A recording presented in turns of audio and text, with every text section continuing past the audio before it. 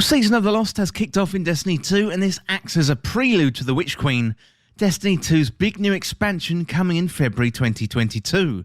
There's a whole bunch of new stuff this season, plus some fine-tuning of weapons, abilities, subclasses, and a whole load more. So today, I'm going to get into my first impressions of Season of the Lost. So if you're on the fence about jumping in, this will give you all the info that you need to know.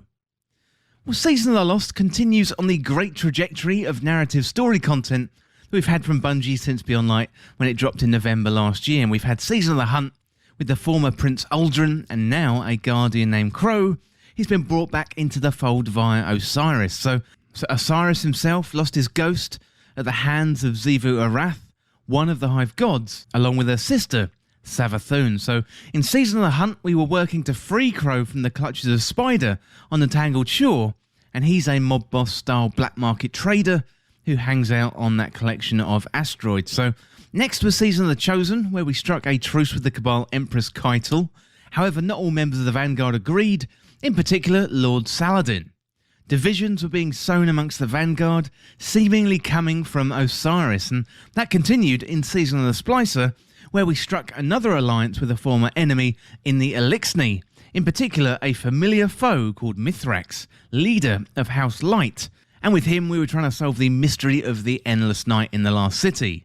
Well, it turned out Curia, a Vex Hydra, was at the heart of it, spurred on by the Witch Queen Savathun, who somehow had been lurking in the Last City and sowing seeds of discontent through persuasion and misdirection. Basically, classic Savathun behaviour. The Elixni coming to the Last City was the final straw for some of the factions, rebelling against the Vanguard openly across the airwaves. And Osiris was acting increasingly strange as the season went on, but we'd soon find out why. Well, that brings us up to the opening act of Season of the Lost, with Marasov, the Awoken Queen, lived up to her promise and returned from wherever she's been, most likely drawing up plans to how to stop the darkness.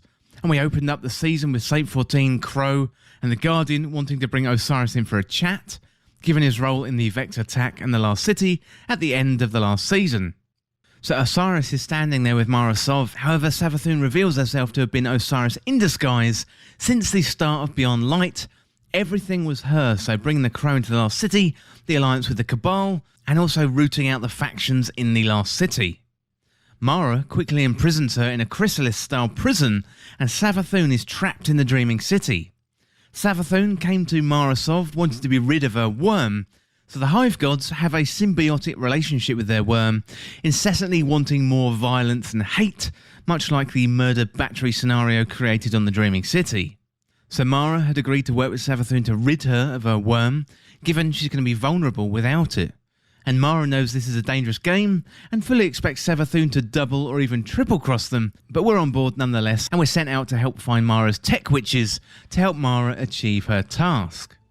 Well, the narrative this season has had a really strong start, and Bungie has been slowly building this one for years, and we finally had the Savathun reveal. So what's interesting about the storyline at the moment is the two Hive Gods, they're not aligned, and you've got Xivu Arath appears to be hunting Savathun, and the Taken, they've abandoned Savathun and fallen under the control of Xivu Arath, as have the Scorn. So we've got the Taken and the Scorn aligned, whereas the agreement between the Cabal and the Vanguard, they seem to be skating on thin ice. So Savathun reveals Osiris isn't dead, he's trapped somewhere, and hopefully later on this season we'll be able to rescue him.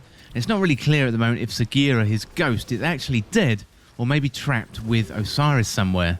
There's definitely a harrowing lore tab in the season with a Wolftone draw bow from the perspective of Osiris, when he's watching Savathun in disguise as him, doing everything Osiris would normally do. It sounds like Savathun has somehow taken over Osiris as he watches interactions with Ikora, Saint 14 and others. It's definitely fantastic storytelling. Well, the story is great fun and being told week over week.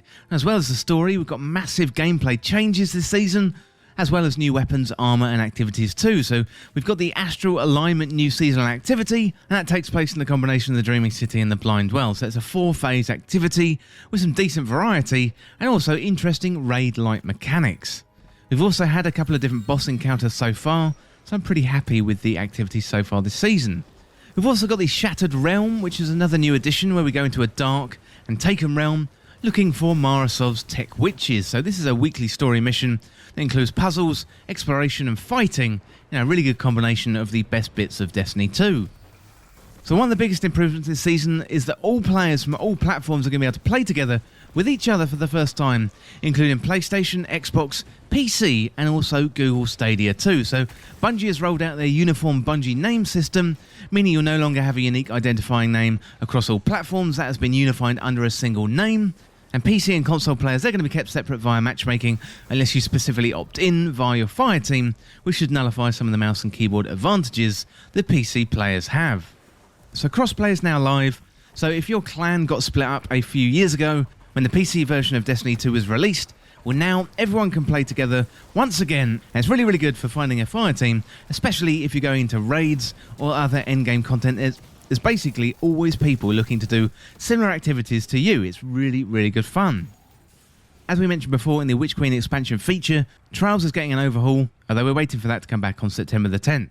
You've got matchmaking, a new reward system plus anti-cheat. 3-peaking has also been fixed in Trials, and also then for Iron Banner, we've got a new pulse rifle and a new sidearm, plus we've got the first new set of armour in years. No news yet on the mode itself being reworked, as I imagine this will come later, as it looks like Bungie is focusing on Trials of Osiris first. So with Nightfalls, we've got 2 new weapons returning from D1, including the Comedian Shotgun and also the Hothead Rocket Launcher. And this season we've got a pair of weapons on rotation, rather than a single weapon each week. So for Grandmaster Nightfalls, all are going to be available at launch, some way into the season, rather than the last few weeks. And once you complete a GM, it's going to be no longer available in that rotation. We've also got some general weapon buffs and nerfs, so scout rifles, hand cannons and machine guns are getting a buff in PvE, Anarchy is getting a big nerf, fusion rifles are getting a total rework, breach grenade launchers and special ammo are getting a nerf in PvP, and exotic primary weapons are getting a buff in PvE, so they're definitely more viable choices in endgame content. And finally, big news, legendary stasis weapons have been introduced. Really good stuff. So stasis has moved out from just being a damage type on exotics, and now it's gone to legendaries, and also we've got stasis armor as well. So fusion rifles and linear fusion rifles are the meta this season, thanks to the new mod Particle Deconstruction. So this seems even better than Breach and Clear from last season, and we're already seeing fusion rifles and linear fusion rifles rising to the top of the charts for PvE in damage for raids. So I never thought I'd see the day when this was going to happen, but it has. And to go with that, Bungie has also released a nice new exotic linear fusion rifle called the Lawrence Driver, though that did get a nerf in the first week. So as well as the fusion and linear fusion meta, we've also got something new for hunters, and that is the combo of Lucky Pants and any hand cannon. So Last Word and Crimson seem to be doing massive damage in PvE, and again, something I didn't think I would be saying, but it's a really fun combo, and I hope Bungie doesn't nerf it too quickly. The Prophecy Dungeon has also been updated with Trials of the 9 loot, which is a nice feature given the loot has been gone since 2018, and it makes thematic sense going back into that dungeon. And I've definitely been playing loads of the Prophecy Dungeon this season so far, and it's really good to visit and go back into that dungeon, one of the best pieces of content in the game, and if you haven't tried that, you can find that in the tower. Well, the season is off to a strong start. We've got plenty more coming in terms of events, like Festival of the Lost, The Dawning, Moments of Triumph, and also Bungie's 30th anniversary, plus an exotic quest too. So Witch Queen is up next, and although we know a little bit about our destination, I'm really excited to see the route Bungie takes us to get there. Well, that is it for my early impressions in Season of the Lost, but let me know in the comments or let me know through Patreon what you think of Season of the Lost. It would be really good to hear from you, and I'll read those comments out on the podcast. Well, that is it for my impressions of Season of the Lost, and as always, thank you so much for watching. For more Destiny 2 content like this, hit that subscribe button down below and subscribe to This Week in Video Games. If you want to join the community, check out the Discord link in the description, or you can follow me on Twitter at TWIVG Podcast. If you enjoyed this video and found it useful, liking and sharing the video would really help me out. Otherwise, check out the other videos on the channel. Thanks again. I'll see you soon.